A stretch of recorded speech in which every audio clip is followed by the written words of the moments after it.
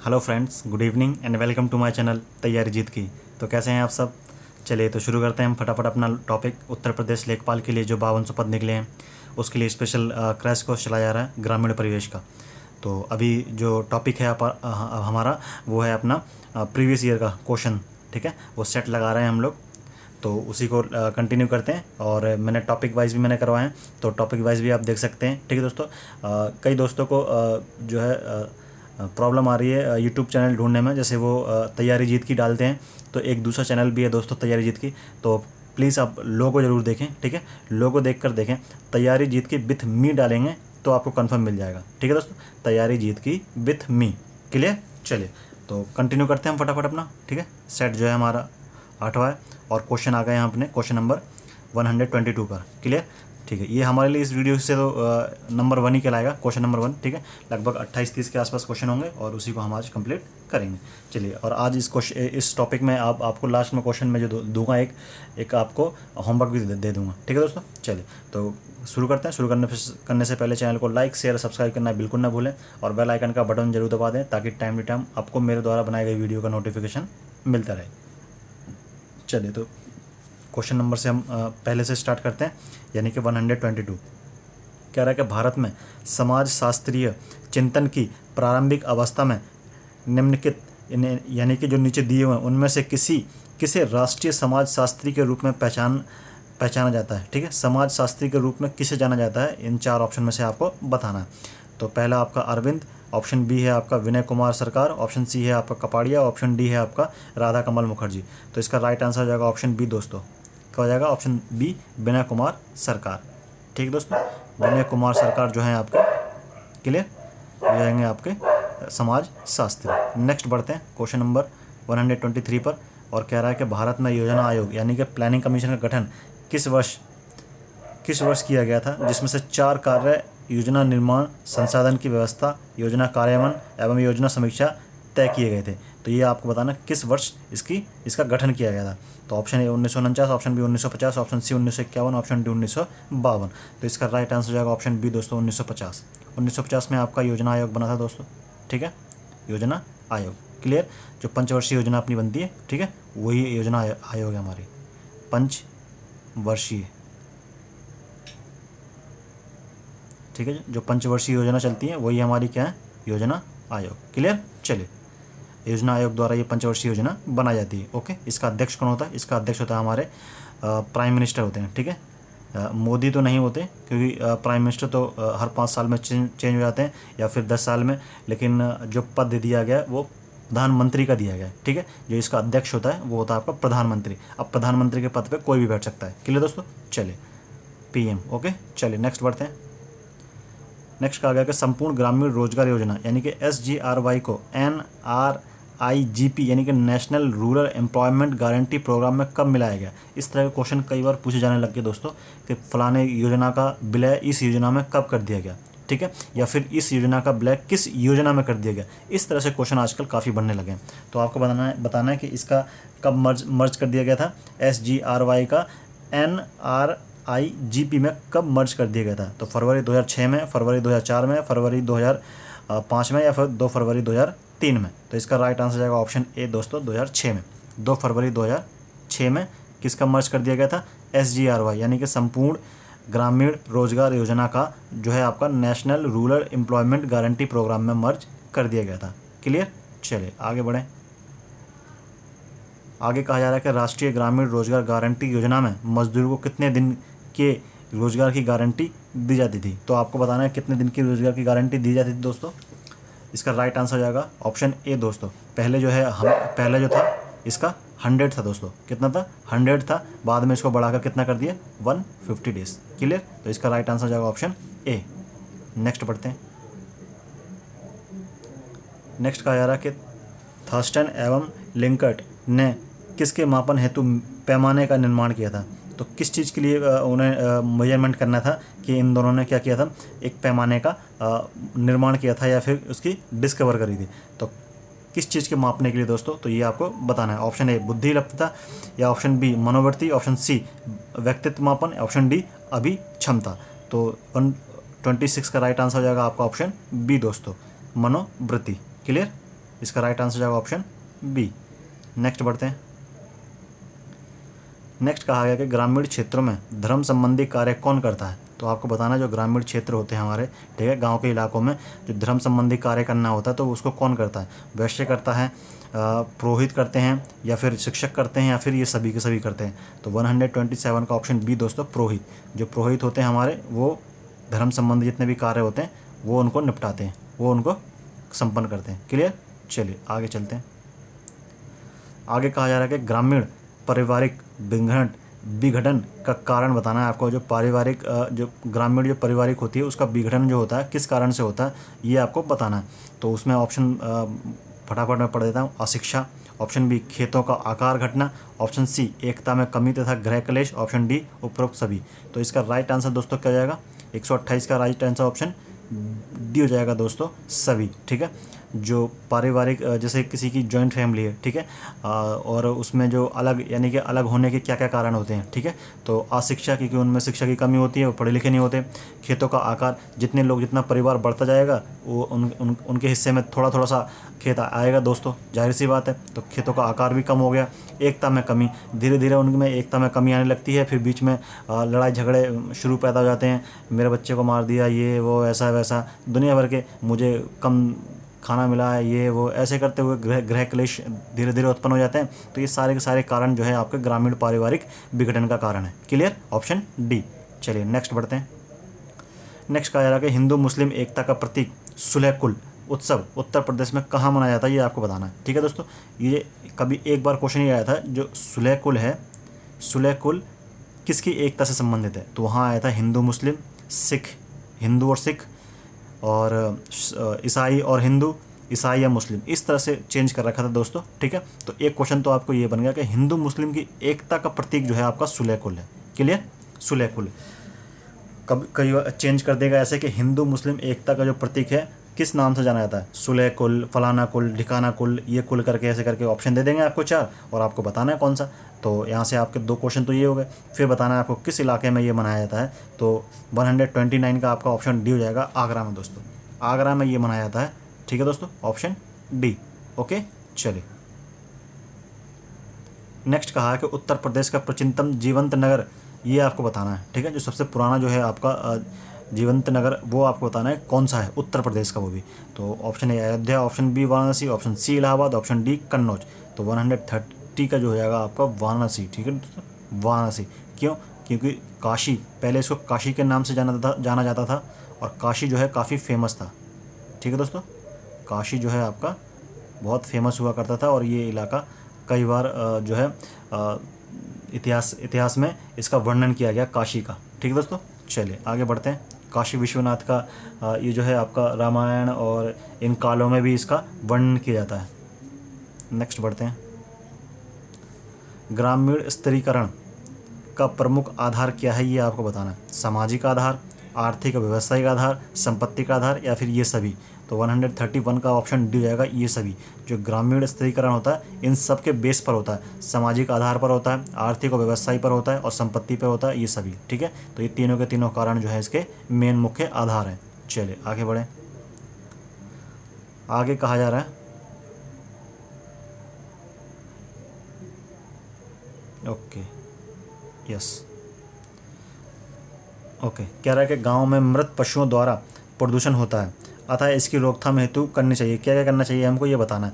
चमड़ा उतारकर मृत पशुओं को गड्ढे में दबाना चाहिए, ऑप्शन ए कह रहा है। ऑप्शन बी कह रहा है चमड़ा उतारकर पशुओं को गांव से काफ़ी दूर निश्चित स्थान पर डालकर आना चाहिए। ऑप्शन सी कह रहा है कि प्राकृतिक सफाई कर्मी जैसे कि गिद्ध हो गया, चील हो गया, कौवा, गीदड़ द्वारा स्वतः ही ये समाप्त हो जाते हैं, या फिर ऑप्शन डी कह रहा है उपरोक्त सभी। तो 132 का ऑप्शन डी सही हो जाएगा दोस्तों, क्योंकि जो बातें इसमें कही गई हैं वो सही है। चमड़ा उतारकर मृत पशु को गड्ढे में दबा देना चाहिए ताकि बदबू ना आए। ठीक है, या फिर गांव से थोड़ा दूर, ठीक है, कह रहा है काफ़ी दूर, कह रहा है कि गांव से काफ़ी दूर निश्चित स्थान पर डाल देना चाहिए, जो कि मृत पशुओं के लिए स्पेशल घोषित किया गया है स्थान। ठीक है, वो लेकिन गांव से थोड़ा सा दूर हो, ठीक है, वहाँ पर इनको डाल देना चाहिए, दफना देना चाहिए, या फिर थोड़ा सा गांव से दूर स्वतः खुले में छोड़ देना चाहिए, ताकि गिद्ध, चील और बाकी जो चील, कौवे और गीदड़ जो होते हैं इन सबको नोच नोच के खा जाएंगे, तो जाहिर सी बात है वहाँ पर कुछ बचेगा ही नहीं।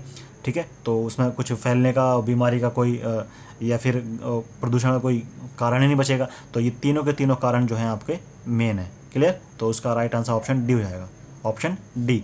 नेक्स्ट बढ़ते हैं। नेक्स्ट कह रहा है कि निम्नलिखित में से ग्रामीण कारीगर की श्रेणी में कौन आता है? तो कारीगर की श्रेणी में कौन आता है ये आपको बताना है। ऑप्शन ए जुलाहा, ऑप्शन बी कुम्हार, ऑप्शन सी लोहार, ऑप्शन डी सभी। तो ये सभी के सभी आते हैं दोस्तों। जुलाहा भी आता है गांव के कुम्हार भी आते हैं जो घड़े बनाते हैं, ऑप्शन डी लोहार जो लोहे से संबंधित काम करते हैं, और ऑप्शन डी ये सभी के सभी। तो जो ग्रामीण कारीगर होते हैं वो सभी के सभी होते हैं। ठीक है दोस्तों, चलिए आगे बढ़ते हैं। आगे कह रहा है कि उत्तर प्रदेश के किस जिले में सबसे कम वर्षा होती है? तो सबसे कम वर्षा बतानी है दोस्तों। सबसे कम वर्षा जो है मैं बता देता हूँ, और आपको बतानी है सबसे अधिक। कमेंट में फटाफट लिखना है आपको, ठीक है। सबसे अधिक वर्षा किस इलाके में होती है या किस जिले में होती है?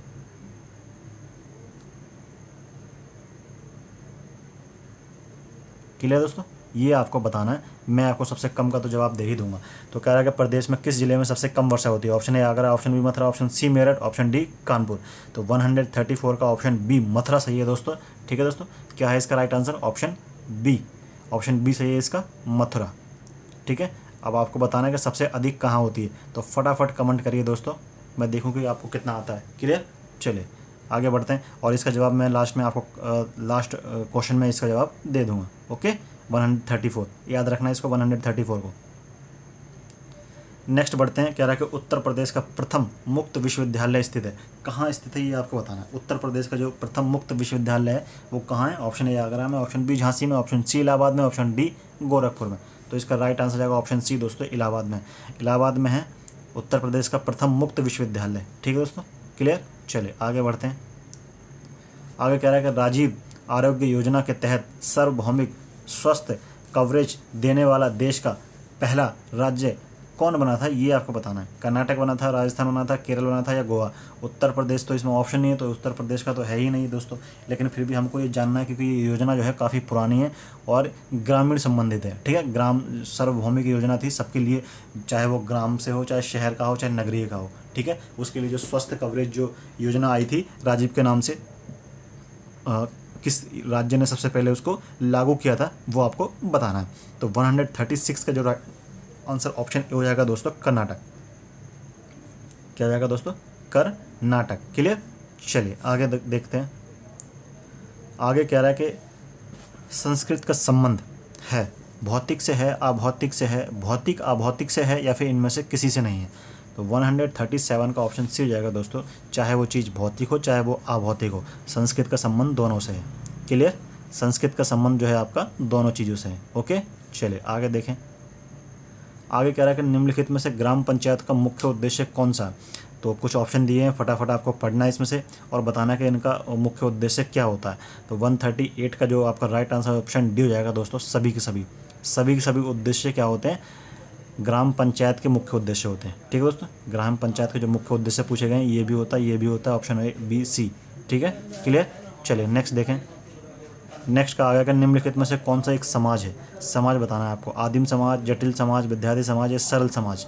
तो जो 139 का है वो आपका राइट आंसर हो जाएगा ऑप्शन सी दोस्तों, विद्यार्थी समाज। विद्यार्थी समाज होता है, आदिम समाज कुछ नहीं होता, जटिल समाज कुछ नहीं होता दोस्तों, सरल समाज कुछ नहीं होता। ठीक है, विद्यार्थी समाज हो या फिर वर्कर यानी कि किसान समाज हो या फिर सोसाइटी समाज हो या फिर इस तरह के समाज होते हैं। विद्यार्थी हो गया, छात्र समाज हो गया, ठीक है, टीचर्स यानी कि कवयित्री समाज हो गया, कवि समाज हो गया, इस तरह से होता है। ठीक है, जाति समाज में भी होता है, जैसे उपाध्याय समाज हो गया, पाठक जी समाज हो गया, इस तरह से कुछ होते हैं। क्लियर? चलिए आगे देखते हैं। कह रहा है कि ग्रामीण शब्द की व्याख्या में लैंडिस ने निम्न में से किस तत्व की चर्चा नहीं की थी? जब ग्रामीण शब्द की व्याख्या कर रहे थे लैंडिस साहब, तो उनमें से किस तत्व की उन्होंने चर्चा नहीं की थी वो आपको बताना है। प्रकृति पर प्रत्यक्ष निर्भरता, सीमित आकार, जनमानी व्यवस्था या फिर घनिष्ठ और प्राथमिक संबंध? तो 140 का ऑप्शन सी हो जाएगा दोस्तों, जनमानी व्यवस्था। क्या? जनमानी व्यवस्था। इसका राइट आंसर हो जाएगा ऑप्शन सी। क्लियर? चलिए आगे देखें। क्वेश्चन नंबर 141 का ज्ञान मीमांसा यानी कि ज्ञान मीमांसा से निर्धारण होता है। क्या समझ में आता है आपको ज्ञान मीमांसा से वो आपको बताना है। पाठ्यक्रम, शिक्षण विविध विधियों या फिर शिक्षण उद्देश्य या फिर उपरोक्त सभी? तो 141 का ऑप्शन डी हो जाएगा, सभी के सभी। ठीक है दोस्तों, ज्ञान मीमांसा से सभी का सभी उल्लेख होता है या निर्धारण होता है। क्लियर। चलिए आगे देखें। आगे कह रहा है कि 142वां, निम्नलिखित में से आधुनिकीकरण का लक्षण कौन सा है। 4 ऑप्शन दिए हैं, आपको बताना है कि इसमें से आधुनिकीकरण का लक्षण किस में प्रतीत होता है। तो ऑप्शन ए में, ऑप्शन बी में, ऑप्शन सी में या फिर सभी में। तो इसका राइट आंसर ऑप्शन डी हो जाएगा दोस्तों, सभी में। क्लियर, सभी में। आधुनिकता की व्यापकता या फिर आधुनिक समाज का उदय या फिर पूंजीवाद और औद्योगिकरण या फिर ये सभी। तो सभी इसका राइट आंसर है। तीनों के तीनों जो हैं इसके लक्षण हमें प्राप्त होते हैं या समझ में आते हैं। क्लियर, आधुनिकीकरण के जो लक्षण होते हैं ये सब के सब इसमें दर्शाए जाते हैं।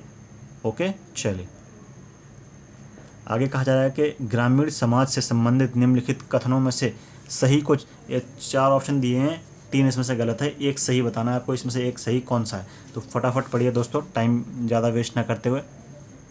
वीडियो को आप पॉज कर सकते हैं और आराम से पढ़कर इसका जवाब दे सकते हैं। तो 143 का इसका राइट आंसर ऑप्शन डी हो जाएगा दोस्तों। एक सामाजिक समूह व वर्ग से निरंतर बदलाव नहीं होता। ठीक है, फटाफट बदलाव नहीं होते। अगर किसी समाज का अगर उद्भव हुआ है या उद्गम हुआ है तो उसमें जो बदलाव है धीरे धीरे बदलाव होता है। ठीक है दोस्तों, निरंतर बदलाव नहीं होते हैं। ठीक है, लगातार बदलाव नहीं होंगे, बहुत समय लग जाता है। हर एक पीढ़ी में, नए पीढ़ी में कोई ना कोई बदलाव नई पीढ़ी लाती रहती है, तभी बदलाव होते हैं। ठीक है दोस्तों, लेकिन जल्दी बदलाव नहीं होते हैं। तो इसका right answer option D. Next बढ़ते हैं। कह रहा है अपर्णा किस्म है, किसकी किस्म है ये आपको बताना है। धान की है, मटर की है, गेहूं की, अरहर की। तो इसका राइट आंसर ऑप्शन बी हो जाएगा दोस्तों, बी, मटर, ऑप्शन बी। क्लियर, चलिए आगे देखें। 145 का कह रहा है कि कृषि व्यवसाय में आधुनिकता का प्रतीक है। कृषि व्यवसाय में किसका, ये कृषि व्यवस्था जो है किसको प्रदर्शित करता है। हरित क्रांति को, गेहूं की खेती को, सिंचाई के साधन को या फिर ये सभी। तो इसका राइट आंसर ऑप्शन ए हो जाएगा दोस्तों।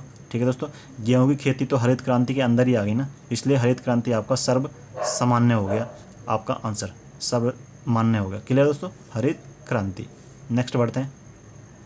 नेक्स्ट कह रहा है कि चुंबकीय सुई का होना चाहिए गुरुत्व केंद्र पाइवेट पर ही होना चाहिए या फिर ऋजुता और समीपता पे होना चाहिए। गुरुत्व केंद्र पाइवेट, पिवेट, इंग्लिश में दोस्तों इसको पाइवेट पढ़ते हैं।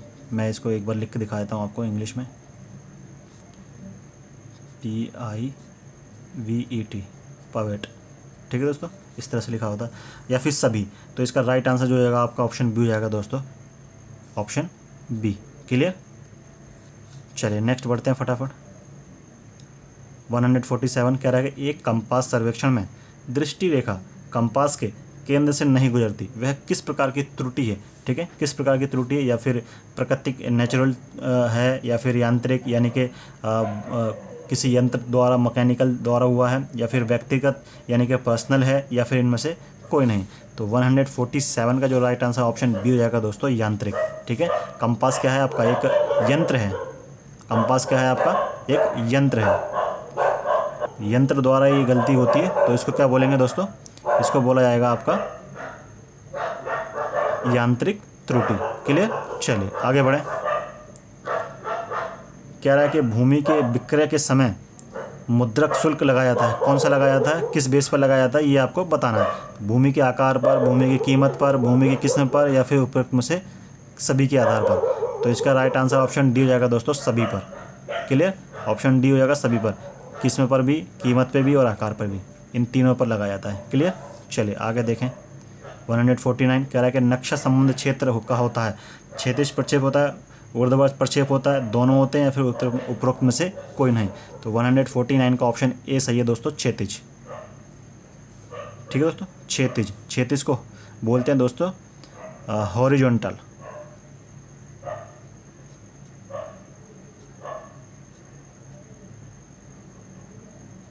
हॉरिजॉन्टल। क्लियर, चलिए नेक्स्ट बढ़ते हैं। कह रहा है कि भूमापन में जरीप लाइन के आरंभ तथा समाप्त होने के स्थान को क्या कहते हैं। मोस्ट इंपॉर्टेंट क्वेश्चन है। मैंने जब भी वीडियो बनाई है तो हर दूसरी या तीसरी वीडियो में ये क्वेश्चन आ जाता है, क्योंकि ये मोस्ट इंपॉर्टेंट है और कई बार पूछा जा चुका है। इसको मुकाम बोलते हैं दोस्तों। क्या बोलते हैं इसको, मुकाम बोलते हैं। Clear, option C. नेक्स्ट बढ़ते हैं। ये लास्ट क्वेश्चन है दोस्तों आपका, तो इसको मैं चाहता हूँ कि आप के लिए क्या हो जाए, एक क्वेश्चन हो जाए, होमवर्क हो जाए। ठीक है दोस्तों, और इसका जवाब जो है मैं नेक्स्ट वीडियो में दे दूंगा। तो आपको मैंने एक 134 का जो एक सवाल पूछा था दोस्तों कि किस ज़िले में सबसे अधिक वर्षा होती है, तो इसका राइट आंसर मैं आपको लिख कर दिखा देता हूँ दोस्तों। इसका राइट आंसर है आपका गोरखपुर। गोरखपुर, क्लियर दोस्तों, गोरखपुर में सबसे अधिक वर्षा होती है। गोरखपुर में क्या होती है, अधिक वर्षा होती है।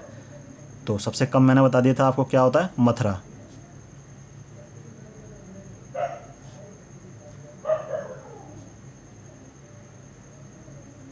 ओके दोस्तों, सबसे अधिक वर्षा होती है गोरखपुर में। क्लियर, चलिए, और 151 का जो है आंसर आपको कमेंट करना है फटाफट। ठीक है दोस्तों, चलिए, तो आपसे मिलते हैं फिर नेक्स्ट वीडियो में। और वीडियो अगर अच्छी लगी हो तो चैनल को लाइक शेयर सब्सक्राइब करना बिल्कुल ना भूलें।